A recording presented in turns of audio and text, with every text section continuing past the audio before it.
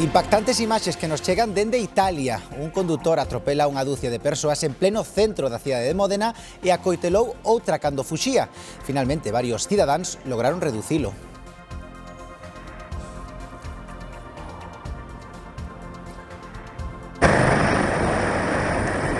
Tráxico fin de semana en Galicia, en Ribadeo, morre o condutor dun quad que caeu por un cantil. A vítima perdeu o control do vehículo mentres facía unha ruta á beira do mar cun amigo. Actuou o Pesca 2 para sacar o corpo da auga. En Sada, un motorista de 41 anos perdeu a vida ao bater contra unha furgoneta. O choque foi brutal, morreu no acto o mozo. Atopan os cadáveres dun garda civil, da súa muller e do fillo de ambos os dous. Os corpos en vida atopounos un axente nunha vivenda do posto da Garda Civil onde residían. Os cadáveres presentaban feridas con arma de fogo. Fontes da investigación aseguran que non existían antecedentes por violencia de xénero. Rueda fai balance de goberno tras 2 anos de legislatura. O presidente pon o foco nos avances en educación, vivenda, sanidade e política social. Rueda salientou que máis do 85% do programa electoral está cumprido, grazas a ter presupostos autonómicos aprobados. Máis do 85%, 85-87% do programa ou xa cumprido, porque xa levamos máis de 2 anos, ou en marcha cara a cumprirse, sen unha dúbida. Nos queda todavía un reto importante, que ese 15% que hai que poñer en marcha.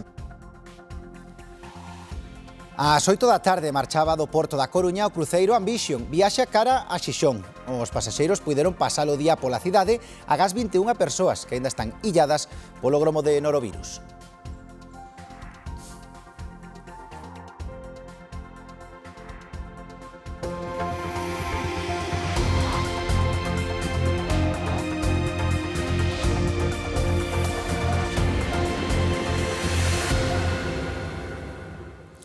Saúdos, que tal? Boas noites. Comezamos cos tráxicos sucesos nas estradas. Morre o condutor dun quad que caeu por un cantil en Ribadeo. A vítima perdeu o control do vehículo mentres facía unha ruta á beira do mar cun amigo. Segundo a policía local, a vítima caeu por un cantil ata o mar por causas aínda sen determinar. O Pesca 2 baixou o guindastre e puido sacar o corpo da auga. O amigo alertou o 112, o Servizo de Emerxencias avisou a Salvamento Marítimo e o Servizo de Gardacostas de Galicia, que enviaron o helicóptero e unha embarcación. Tamén participaron no operativo axentes da Garda Civil e da Policía Local, membros de Protección Civil e persoal sanitario do 061. E tamén en Sada faleceu un motorista que bateu cunha furgoneta. Foi pouco despois do mediodía no lugar de Samoedo, cando o home de 41 anos circulaba na estrada que vai cara a Bergondo. O choque coa furgoneta fixo que saíra despedido e batera contra unha casa. Os equipos médicos de emerxencia só puideron certificar o falecemento da vítima. Tamén en Sada, un incendio calcinou por completo o restaurante dun club privado. A intervención dos bombeiros evitou que ardese unha corte con animais que lindaba co establecemento de hostalaría. Este é o son das lapas dun incendio voraz que calcinaba por completo este complexo hospitaleiro situado no lugar de Souto, en Sada. O lume comezaba sobre as 11 da noite por causas que aínda se descoñecen. Os veciños alertaron os bombeiros do incendio e de que se escoitaban explosións. Si que o lume xa estaba completamente desenrolado, non había persoas no interior do establecemento, era un establecemento hosteleiro, vale? Estaba moi recuberto todo de madeira, moita decoración ornamental de madeira, por eso complicou tanto as tarefas de extinción. Bombeiros de Arteixo e de Betanzos tardaron varias horas en sufocar as lapas. Alrededor das 4 da mañán o lume xa estaba completamente extinguido e non houve que sufrir nin daños persoais ni nada. Levou máis tempo foi a prevención das bombonas de propano que tiña o local de hostelería. Si que unha das bombonas sufriu dano, rajou, tivo que ser sacada para o exterior do local, pero, bueno, principalmente as tarefas de extinción enfocáronse neso. O incendio tamén afectou a unha corte con animais lindeira, ao restaurante e a uns invernadoiros. Había unha corte tiñan varios cabalos que foron evacuados a unha zona máis segura, onde podían estar eles tranquilos, e despois non había máis animais, así que había moi preto, había uns tipo invernadoiros que foron calcinados polas chamas por derretidos os plásticos por completo. Esta mañá aínda botaba fume, pero a sorte foi que non houbo danos persoais, pero sí cuantiosos estragos. E ás portas da temporada de máximo risco de incendios forestais hai 4 persoas investigadas por causar lumes en Galicia esta primavera. Un home de 67 anos por un lume en marzo en Aranga e outros 3 por incendios en abril en Vilasantar, Abegondo e Betanzos. Todos están investigados polo Servizo de Natureza da Garda Civil. A morte por impactos de arma de fogo dun garda civil, a súa muller e o seu fillo no cuartel de Dolores, en Alacant, investígase como un novo caso de violencia machista. O axente de 55 anos non tiña denuncias por malos tratos. O Concello gardou un minuto de silencio e decretou 3 días de loito oficial.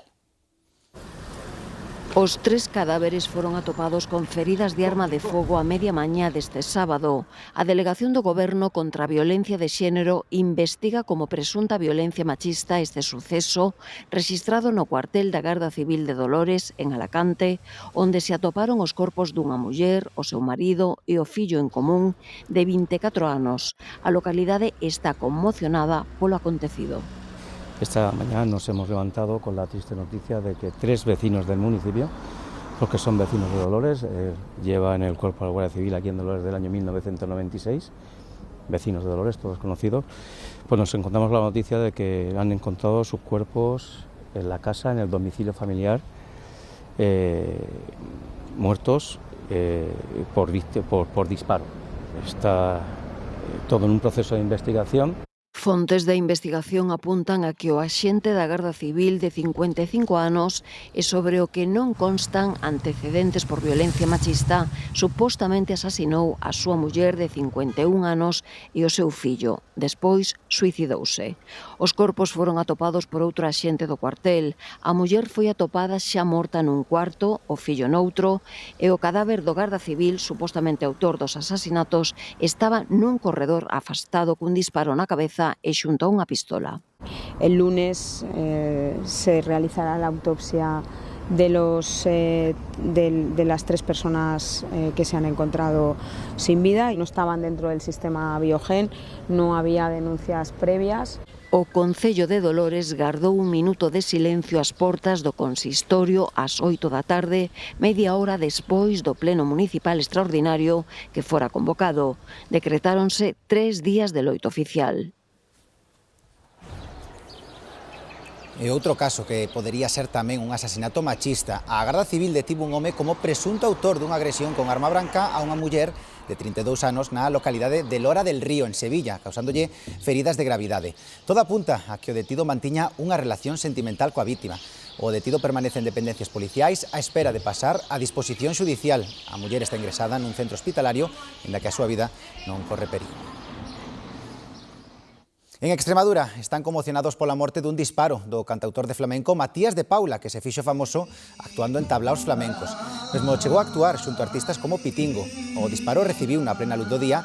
A policía xa identificou o autor, pero aínda este non foi detido. E temos que falarlles agora desas imaxes que víamos en titulares. Na localidade italiana de Módena, polo menos 7 persoas quedaron feridas logo de que un condutor as atropelase a gran velocidade. Todo apunta a que podería tratarse dun atentado terrorista, porque o condutor arrollou os peóns nunha zona céntrica da cidade e a gran velocidade, ata que bateu nunha tenda e ao saír do vehículo atacou cun coitelo outra persoa. Finalmente, varios cidadáns lograron reducilo ata que chegou a policía que detivo a este home duns 30 anos e sen antecedentes policiais. Están vendo as imaxes. Entre os feridos hai 2 que están moi graves, especialmente unha muller en estado crítico. De volta a Galicia, na Coruña están hoxe postas todas as miradas. Os pasaxeiros do cruceiro cun gromo de norovirus puideron baixar do buque a Gas 21, que estaban illados. A Andrea Otero hai unha hora abandonaba a cidade herculina, non? Iso é, ás 8 en punto desta tarde partía deste peirao transatlántico o cruceiro que levaba aquí dende primeira hora desta mañá. 2.700 pasaxeiros que ían a bordo, case todos puideron baixar, pasar o día na cidade da Coruña e tamén noutros puntos da nosa comunidade, excepto 21 persoas que tiveron que quedar a bordo en corentena por este virus. Unha decisión que tomaron os técnicos de Sanidade Exterior tras avaliar a situación e considerar que non había ningún tipo de perigo para a poboación. Agora, como dicimos, o barco abandonou xa a cidade da Coruña, está de camiño a Xixón e mañá vai continuar o seu percorrido de cara a Bilbao. O Ambition permaneceu na Coruña 10 horas marcadas pola normalidade. Sanidade Exterior autorizou o desembarco despois de inspeccionar o cruceiro e os pasaxeiros puideron marchar de excursión nos autobuses que agardaban por eles no peirao de Transatlánticos ou explorar as posibilidades da Coruña. Todos amosáronse tranquilos e moi animados. Todo está ben, o único problema é que perdeu o Liverpool e non estou moi contento con iso. Do resto, todo está ben. Estou moi contento de estar aquí. Temos o mellor capitán do mundo. O gromo de gastroenterite por norovirus mantén illadas no interior do cruceiro 21 das arredor de 1.700 persoas que viaxan a bordo. As poucas que quixeron falar coa prensa coincidiron en sinalar que sempre se sentiron seguras. Creo que todo o mundo está asustado, eu entendo, pero nós non tivemos medo en ningún momento, só é un norovirus. Lavamos as mans e usamos o xel seguido e o barco está sendo desinfectado continuamente. Fan todo o que poden por manternos a salvo. A travesía do Ambition comezou o 6 de maio en Escocia. 5 días despois apareceron os primeiros síntomas da gastroenterite, que chegou a afectar a unhas 50 persoas simultaneamente. Co gromo en cifras descendentes, o cruceiro puxo rumbo a Xixón.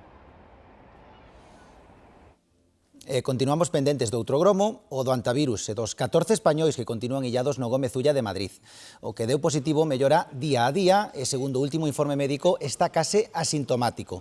Os outros 13 seguen en illamento, pero poderán comezar a recibir visitas sempre cando volvan a dar negativo na PCR, a que se someterán mañá. A muller francesa contaxiada por antivirus presenta a cepa máis agresiva e o seu estado é crítico. Seguen paliativos. En Italia foi arrestado un home que rompeu a cuarentena e foi sorprendido nun bar de Milán. E, mentres tanto, o Ondius, o barco no que se declarou o gromo, segue a súa viaxe cara aos Países Baixos. Espérase que chegue ao porto de Rotterdam o luns, segundo informa Ana Vieira, propietaria do barco. A bordo viaxan aínda 27 persoas, 25 membros da tripulación e 2 do persoal médico. Tamén vai a bordo o cadáver dun dos 3 pasaxeiros que faleceu durante a travesía polo Atlántico. A Garda Civil celebra hoxe o seu 182 aniversario. Numerosas vilas de toda España conmemoraron o día con actividades pros cidadáns. Hoxe en Lalín, os axentes desfilaron pola principal rúa da vila e amosáronselles aos cidadáns como é o seu traballo.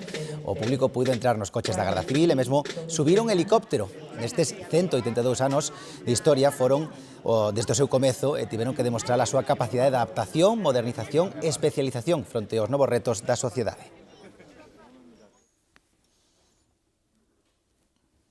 E ímonos agora a Andalucía porque en menos de 12 horas abrirán os colexios electorais. A xornada de reflexión chega a súa fin e os candidatos aproveitaron este día para desconectar con familiares e amigos. Marcos Sueiro.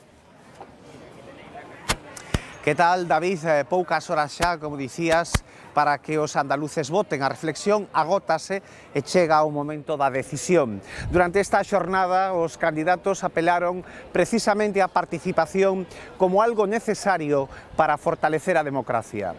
O candidato do Partido Popular e presidente da Junta, Juanma Moreno, pasou o día en Málaga.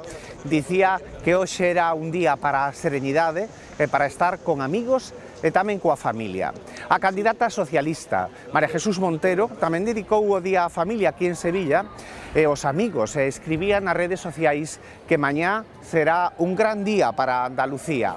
Tamén o resto de aspirantes, como imaxinan, dedicaron a xornada a actividades cotiás. Mañá é a quenda dos votantes que van despexar as incógnitas que aínda quedan nunha elección determinante no conxunto do Estado.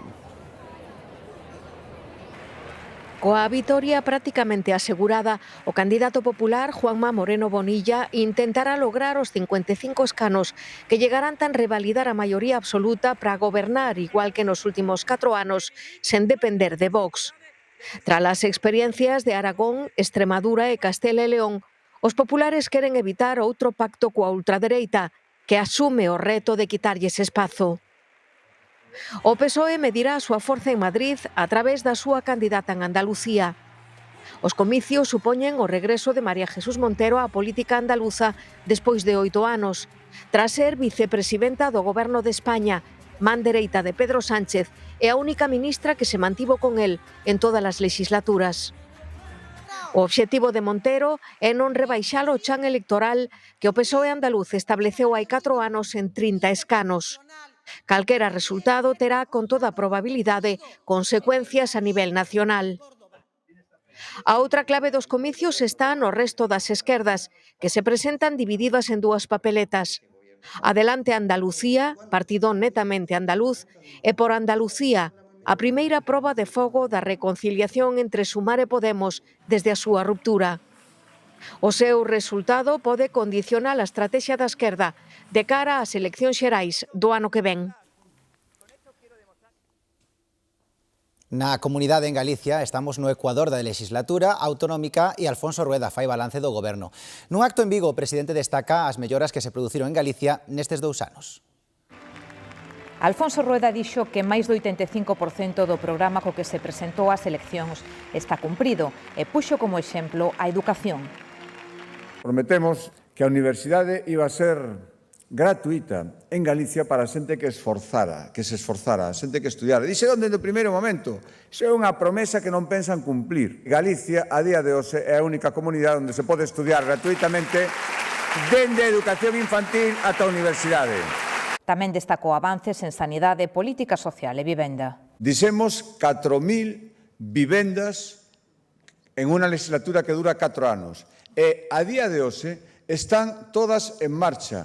A inmensa maioría podan ser fogares para 4.000 familias, para 4.000 persoas, para 4.000 galegos que esperaban eso antes de que remate a legislatura. Rueda criticou o papel da oposición en Galicia. O non a todo combátese dun xeito moi siselo, cun sí rotundo. E sí é unha palabra que ten 2 letras nada máis, e por darese algunha interpretación, sí de sentidiño e I de impulso. O meu goberno ten claro, o Partido Popular de Galicia ten claro, que nós temos que seguir cumplindo. No acto participaron todos os conselleiros do goberno, agás Diego Calvo, que está de viaxe institucional. As eleccións máis próximas en Galicia, salvo sorpresas, van ser as municipais do ano que ven. Dende o BNG agardan ter designados candidatos nas principais cidades xa estas semanas.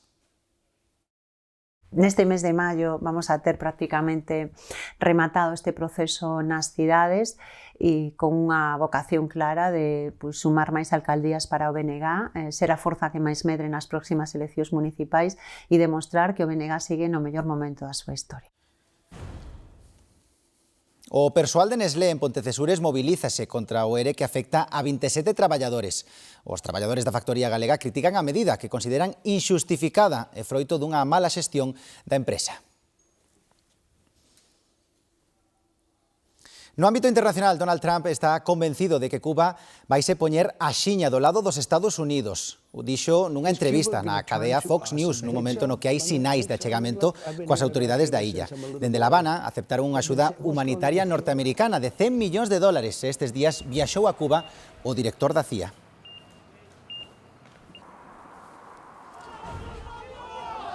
Estas imaxes corresponden ao funeral do líder do brazo armado de Hamas. Faleceu nos ataques israelís á franxa de Gaza, que deixaron ademais outros 7 mortos e máis de 20 feridos. A súa morte produciuse pouco antes de que Israel e o Líbano acordaran estender a tregua 45 días máis, tregua que leva sufrindo continuas vulneracións dende o seu inicio, hai hoxe un mes. Estas outras imaxes son dun incendio nunha planta de gas de Venezuela ubicado no lago de Maracaibo. O incidente deixou polo menos 6 traballadores feridos e provocou importantes danos nesa infraestrutura.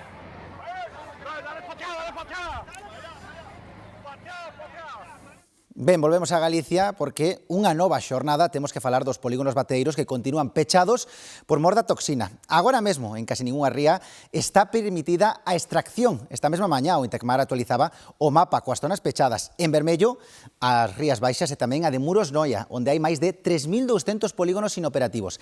Tan só na de Ares Betanzos están abertos os parques do cultivo e esta zona carece de capacidade para abastecer o mercado. Demetrio Morenza, tes máis datos. Sí, porque é prácticamente imposible frente a esas 3.000, casi 3.300 que están pechadas, pouco poden facer as 100, ao redor de 100 que están abertas nesta zona de Sada, Betanzos, como dicíamos, para poder abastecer o mercado. A toxina é un fenómeno natural que se produce 2 veces ao ano, en outono e en primavera. O que chama a atención este ano é precisamente a virulencia coa que se está a presentar ao longo destes meses, dende fai algo máis dun mes que facía acto de presencia. Dende Intecmar, que é o Instituto Tecnolóxico para o Control do Medio Mariño de Galicia, calcúlase que o pico alcanzarase dentro dunha semana. Grazas, Demetrio. Continuamos no mar, porque dende que en 2018 o sapo lusitano aparecera por vez primeira na ría de Vigo, non parou de proliferar. A súa presenza está afectando hoxe as capturas do choco, especialmente na enseada de San Simón. Raquel Gandoi estivo por ali. O sapo lusitano é un peixe pequeno moi parecido ao peixe sapo. Leva xa 8 anos aparecendo nesta ría de Vigo, cando antes, contan os maiores, nunca se vira. Levamos tempo escoitando as queixas e a preocupación pola súa proliferación, os que van ao choco, os de Redondela, Vilaboa ou Arcade, que é onde nós estamos hoxe. Din que nos tramallos veñen ata 20 desos sapos lusitanos ao día e que comen moitas das súas capturas. Tamén levan tempo detectando a súa presenza os pescadores das 33 embarcacións que van a Anguía entre a enseada de San Simón e a desembocadura do río Verdugo, aínda que para eles, como nos acaba de contar o patrón maior da confraría de Arcade, a ameaza non é tanta como a que está supoñendo para os profesionais dos cefalópodos. O sapo lusitano estamos encontrando do que é da enseada para dentro, que é onde estamos traballando principalmente o que son as nosas embarcacións. Todo o que é esta enseada podelo encontrar en calquer zona. Si hai máis, se nota que hai máis, porque debe de ser un sitio na que está cómodo e pode desarrollarse, aí está. Nós, como non nos dedicamos máis ao que é a anguía, pois na nosa especie non notamos que el influya nela. Como non sabemos se hai que quitalo ou non, nadie nos dixo nada, pois de momento estáse devolvendo ao mar. No momento que nos digan que hai que quitalo do mar, pois se quitará do mar.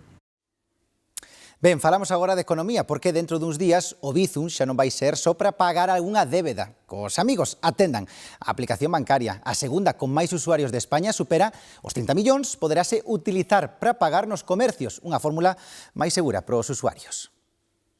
A frase fagoche un Bizum xa non a vamos a empregar só cos amigos. A partir do luns poderemos empregala tamén cos comerciantes. Nun principio, só será para os clientes do BBVA e CaixaBank, dende a app do propio banco, e os clientes do resto de entidades terán que esperar ao lanzamento da aplicación oficial Bizum Pay nunhas semanas. Unha novidade ben recibida polo sector. Facilita pois, o consumidor pagar de outra maneira, moi sinxela, que non lle supón un custo, para nos, tamén inmediato, son cartos na conta bancaria ao momento, parécenos ben. Iso sí, moitos terán que actualizar o TPV para poder recibir os Bizums. Os comerciantes teñen que adaptarse a unha serie de 3 ou 4 puntos, modificar o sistema NFC do seu TPV. O comercio tradicional temos que ter as mesmas armas para vender que as outros canales de distribución. O método é ben sinxelo. Abrimos a aplicación e achegamos o móvil ao TPV, o mesmo que cas tarxetas digitais. Iso sí, para o comerciante non será o mesmo. Algúns xa mostran a súa preocupación pola comisión. Por parte dos bancos aínda non temos toda a información sobre o que nos vai custar e de feito xa sabemos que vai ter máis comisión para nós, para os comercios, que cos pagos en tarxeta. Cando o Bizum entre particulares non ten ningún tipo de custe, entón todavía somos un pouco reacios a saber se o vamos a certamente implementar. Na rúa son moitos os que aínda non teñen claro o funcionamento desta nova ferramenta. Algúns son máis abertos e outros seguen apostando polo billete.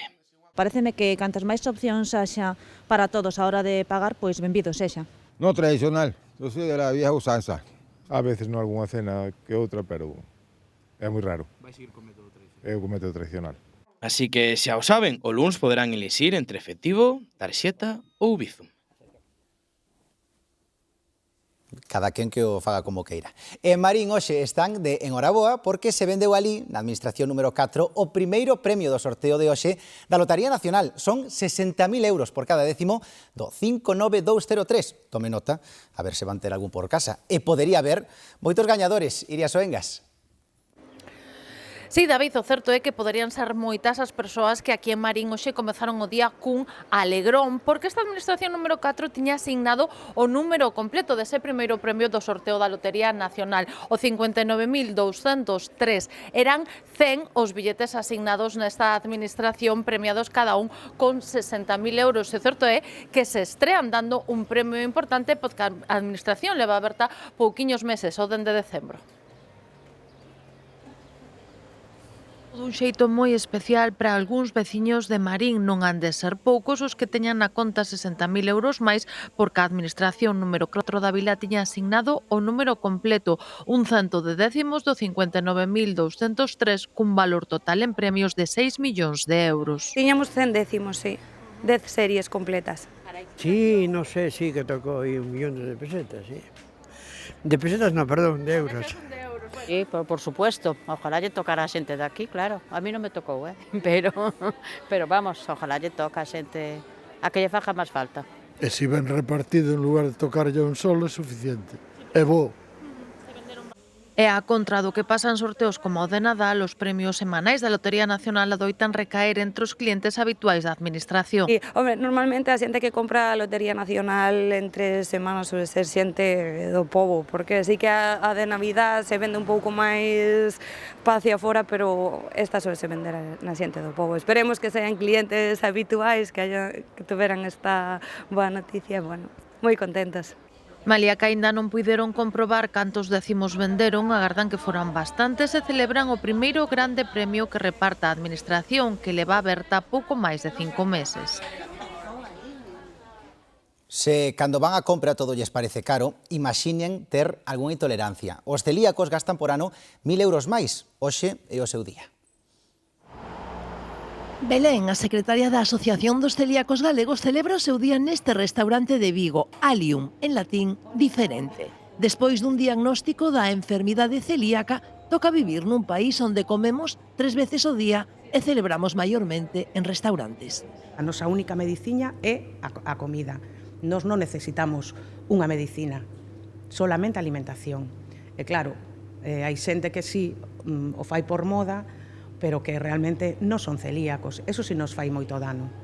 Reclamamos, que a restauración, que para nós é importantísimo, poder sair e non ter que explicar isto podo, isto non podo, me podes facer isto, me podes traer isto, que non toque pan, que non... El poder formar parte de una mesa con otros amigos sin tener ningún problema. Da mucha tranquilidad y te quita un peso de encima. Sobre todo porque así pudieron hacerme la tarta de la boda. Todas estas son reaccións reais dos clientes de Alium sacadas do seu Instagram, celíacos felices por poder ser comensais. Mais que piropos son as caras que poñen, as reaccións que teñen. Tuvemos unha rapaza que puxose a chorar porque na vida puidera tomar un desayuno que máis ilusión lles fai poder sentarse na mesa sin medo de elixir calquer cousa da carta, integrarse co resto da mesa e que todo sea como debería ser, algo cotidiá e bo. Raúl fixo cursos, loitou por ter cervexa de barril sen gluten e pelexou moito coas texturas e co I+D. O seu obxectivo segue sendo que os clientes que teñen a enfermidade celíaca coman ben, sen ser mirados como extraterrestres, pero sobre todo se sintan seguros. Veña, imos agora de festa. Belesar celebra ao longo desta fin de semana a súa Feira da Cereixa e do Viño, que chega xa a súa edición número 20. Os produtores de cereixa din que o mal tempo das últimas semanas mermou un chisco a colleita das variedades máis temperás, aínda así a troula non faltou.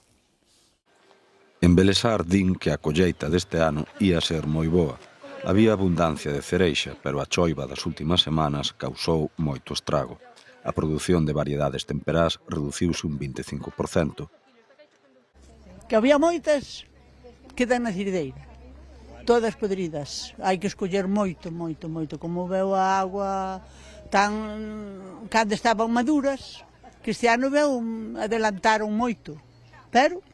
Choveu un pouco e estropeou bastantes cereixas, pero bueno, xa se ven que están boas e que teñen bon sabor a pesar da choiva, pero espero que se vendan todas. A pesar dos estragos na colleita, o sabor das cereixas de Belesar non defrauda, como aseguran os visitantes que hoxe as probaron na feira. Tan buenas y tienen buena pinta, sí. Se nos pilló de sorpresa, veníamos por el tema de viñedos y nos pilló muy de sorpresa, vaya. Bueno, vimos aquí todos os anos porque teñen moi boa calidad, están moi ben as cereixas aquí, pásase moi ben aquí. E con estas cereixas tan extraordinarias, porque a mí me gustan moito as cereixas, e aquí hai unha gran variedade, non solamente hai unha cereixa, hai varias cereixas, e son riquísimas. As adegas da Ribeira Sacra ofrecen os mellores viños da última colleita, que, segundo din, tivo unha maduración excelente. Bueno, estamos nun ano que eu creo que as calidades foron moi boas. A añada 25 foi unha maduración espectacular, entonces eso, cando tes un bon produto, ao final ves a recompensa nos viños, non? Moi bon viño, ademais está fresquiño, así de gusto tomalo. A Feira do Viño e da Cereixa de Belesar chega este ano á súa 20ª edición, consolidada como un dos grandes escaparates dos produtos máis prezados da Ribeira Sacra, entre os que tamén se inclúe a súa paisaxe. E atendan agora esta historia, porque o reto Convivindo no Camiño culminou hoxe na Praza do Obradoiro coa chegada de 60 deportistas con diversas discapacidades tras varios días de peregrinación. A iniciativa está organizada pola Fundación Enki e promove a inclusión social a través do deporte e o intercambio de experiencias. Entre aplausos, os participantes do proxecto de inclusión social da Fundación Enki facían a súa entrada na Praza Compostela do Obradoiro, unha iniciativa na que deportistas e acompañantes con discapacidades físicas e intelectuais comparten experiencias na ruta xacobea. 3 días. Vale, e cada día 10 kilómetros. A Santiago, hostel, a ver, Empezamos mirando a accesibilidade dos camiños, sobre todo, para que sea un pouquiño máis ameno e divertido. Tamén intentamos ter actividades de dinamización polo medio para que sea motivante, non, facer o camiño e continuar. Un dos grupos que integra o proxecto está conformado por uns 20 deportistas con e sin discapacidades que facían o camiño en bicicleta dende Portugal e que gravaron a ruta con cámaras especiais para compartir a súa experiencia. Cambiamos, que llevamos os tándens y cuando el compañero no podía, porque algunas veces era muy duro, pues cambiamos de tándem. Yo vengo con bastón generalmente y venir con tándem es como lo notas totalmente distinto. Desde Enki siempre buscamos la inclusión mediante el deporte y la discapacidad, y un deporte de ocio, no solo competitivo, de ocio, e el Camino de Santiago une todo eso. Outra vintena de mozos os que se xuntaron, acompañantes de varias asociacións de discapacitados, participaron no proxecto percorrendo o camiño a pé en etapas adaptadas. Creemos que el camino tiene un gran valor de inclusión, integrador y de accesibilidad, de ganas de recorrerlo. Venía una chica, se subía al autobús en Coruña, una chica que decía: yo nunca creí que pudiera hacer un cachito del Camino de Santiago, y al final lo que queremos desde Enki es que todo el mundo tenga la posibilidad de participar. Unha vez máis, os peregrinos de Enki deron visibilidade a unha iniciativa que xunta vontade e ilusión cara a unha sociedade máis inclusiva.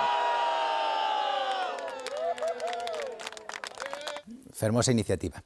E esta que ven agora é unha gaivota reidora americana, unha especie originaria das costas norteamericanas a 6.000 kilómetros da nosa costa. Pois, hoxe, unha delas decidiu darnos unha visita. Sí, esta que van ver estivo hoxe nas Illas Cíes.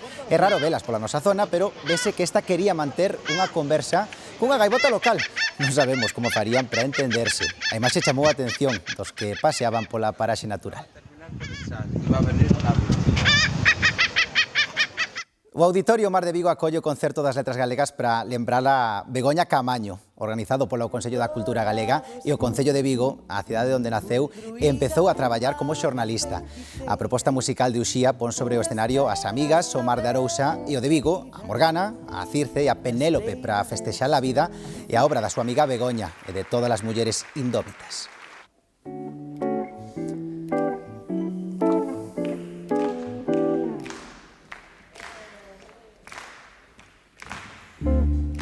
Imos agora cantar unha canción que a Begoña...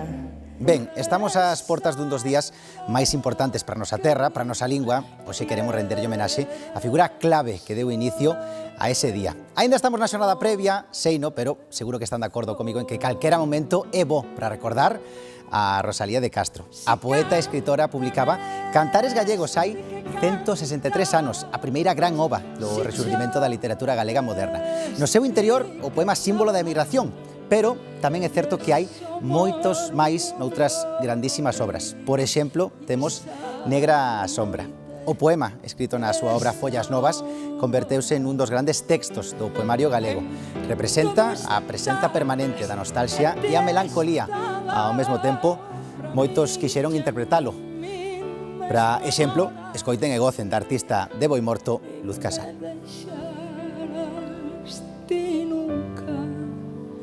Sombra que sempre assombra.